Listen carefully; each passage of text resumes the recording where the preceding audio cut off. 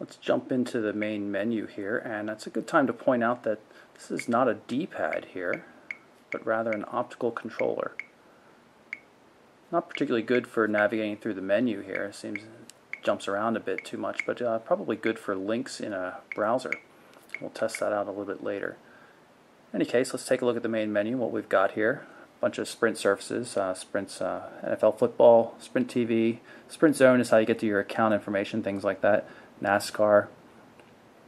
Where is a nice app for looking up local services. Think Free Office reads Office documents. YouTube client. Voice search and dialer. File manager. There's the looks to be the generic application for music on Android. We'll take a look at that. Camera, contacts, email, Facebook, photo gallery, and of course browser, and the Amazon MP3 store, which is always nice. I've loaded up the Mobile Burn website here. You can see it's a nice WebKit based browser, rounded corners, things like that. It's an 800 megahertz processor, so hopefully the browser will do a decent job of rendering more complex pages like our regular mobile site. Page is loading up right now. You can see appears to be rendering everything properly. It tells us that we can double tap to zoom in and out. You'll notice just it's not super clear though because it's only a wide QVGA display, unlike the half VGA displays that were kind of standard on Android for a while. Still loading the page. Let's see if it can handle the double tap. It does just fine.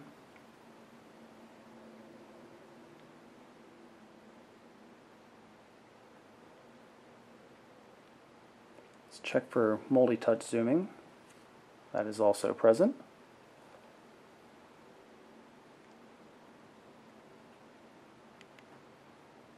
Overall seems to work pretty well. We'll take a look at the YouTube client. I did a search on the Sentio LG device for T-Mobile that I recently filmed. Turn the volume up a bit.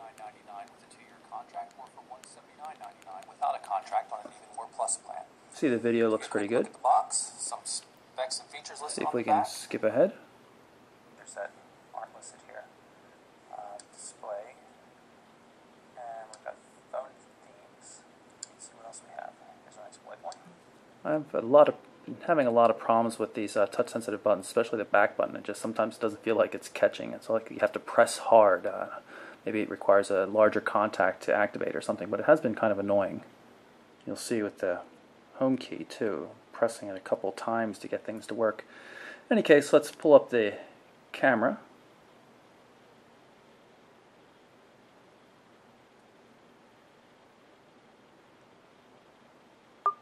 Press the shutter button down halfway to focus, press it the rest of the way to take the photo.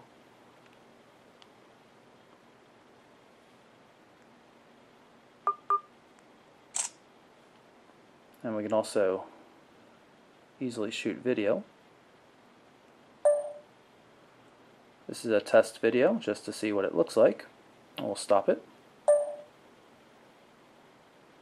Go to the gallery and play the video. Test video just to see what it looks like. We'll stop it. Audio sounds a little harsh. There's that back button issue again. Having a real problem with it. Let's look at the settings. It's high quality video. It's not saying specifically what that is.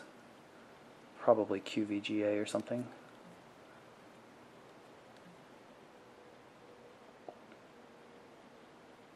We go into settings for the still photos. You'll see there's a lot more functionality. This is set for the full 3.2 megapixels right now. Different quality settings, metering modes, white balance, and even some automatic scenes. Here's the main gallery application. No swipe gestures, just tapping on the controls. You can see that there is auto rotate functions inside the camera though, so it detects rotation.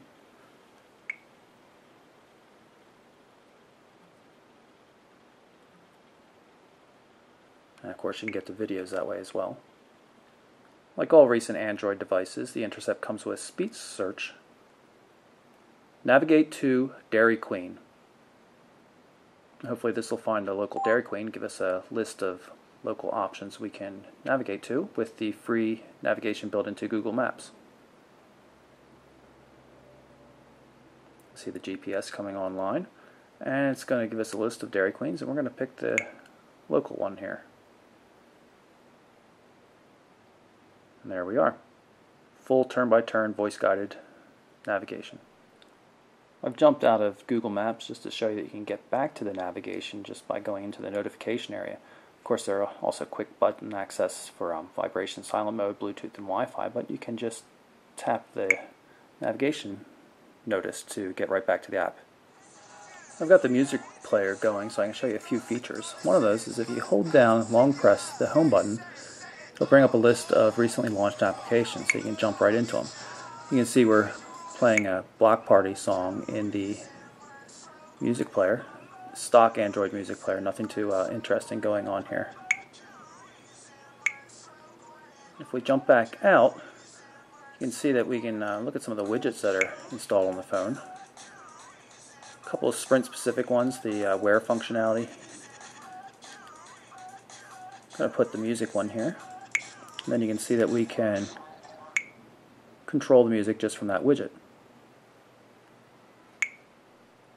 Quickly use the voice dialer application. Call Jack Black, mobile.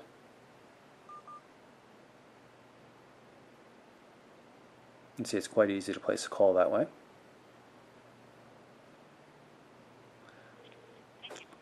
Photo shows up, easily turn on the speaker, and of course hang up. Other features of the Samsung Intercept include visual voicemail. Of course, you already saw that we have Wi-Fi access. It's got 256 megabytes of RAM for actively running applications and a ½ gig of built-in storage, and of course that 2 gig card that comes with it. It's a pretty decent device, just not a great device. The keyboard's not as bad as I expected it to be. I really don't like the layout too much, but the keys are working. It's the touch-sensitive keys down here that are really bothering me. Reception is somewhere middle of the road, not the best I've seen on a Sprint device, but it seems to be passable in general. For $99.99, it's not a bad device, I suppose, although I would expect something a little bit more high-res than a wide QVGA display at this price point. In any case, that's the Samsung Intercept for Sprint. I'm Michael Orrell for MobileBurn.com and AndroidAuthority.com.